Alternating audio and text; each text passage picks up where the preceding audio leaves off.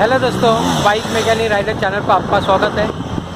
दोस्तों, एक सब्सक्राइबर है, इन्होंने पूछा है सर जी मेरी बाइक की बैटरी डाउन है, इसके लिए मेरी बाइक बंद होती है क्या, ऐसे इन्होंने पूछा है। तो दोस्तों, इनकी बाइक तो बंद होती है लेकिन कारण अलग अलग हो सकते हैं। मैं वीडियो बनाना चाहता हूँ अलग अलग कमेंटर्स के लिए।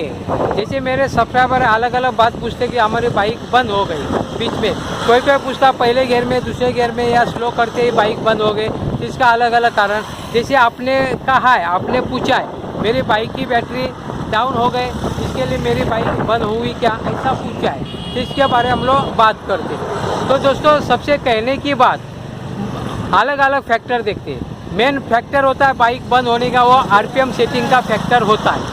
आरपीएम सेटिंग बोले तो रोटेशन पर मिनट, 1 मिनट में आपका पीछे का व्हील कितना घूमता है उसके अनुसार आपका बाइक काम करता है, यानी बाइक की बंद हो सकती है। तो दोस्तों, कहने का मतलब है आपका आरपीएम सेटिंग ठीक से नहीं रहेगा। 1200 से 1500 के बीच में आरपीएम सेटिंग होना चाहिए, 1400 में आइडियल होता है। अगर ठीक नहीं होगा तो आपका बाइक का इंजन बंद हो सकता है। उसके अलावा आप कौन से गियर में चलते हैं, कितना रेस देते हैं, इसके ऊपर भी डिपेंड होता है आपका बाइक बंद होने का तरीका।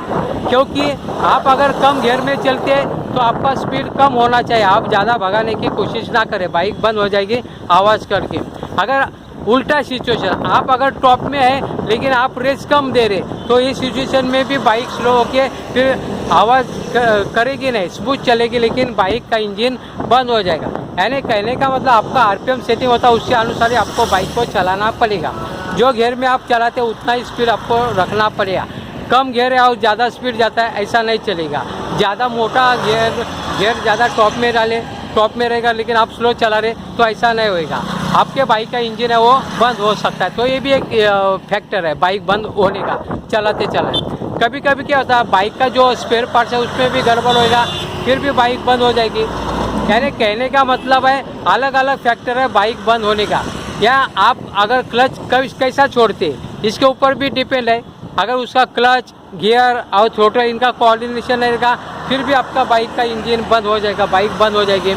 क्लच अगर तुरंत छोड़ते तो बाइक बंद हो जाएगी, उसको ठीक से ऑपरेट करना आना चाहिए। अभी जो सब्सक्राइबर है इन्होंने पूछा है बाइक की बैटरी का वोल्टेज मेरा कम है, तो इसके वजह से बाइक बंद होती है क्या, तो ये भी एक फैक्टर है, बराबर है।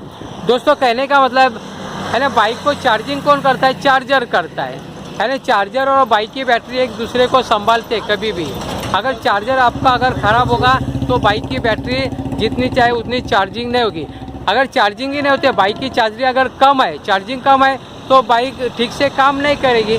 बाइक स्टार्ट होगी अगर किक से, सेल्फ से स्टार्ट नहीं होगी, लेकिन किक से स्टार्ट होगी तो आपको एक ही जगह पर बाइक चार्ज होती है क्या, अपने बैटरी चार्जिंग होती है क्या, इसको देखना पड़ेगा। अगर बैटरी अगर चार्जिंग नहीं होती तो बैटरी को आपको रिप्लेस करना पड़ेगा, तो ये प्रॉब्लम आ सकता है। तो आपने जो कमेंट में पूछा वो सही बात है। अगर बैटरी अगर चार्जिंग अगर कम होगी तो बाइक बंद होगी क्या, तो हो सकती है।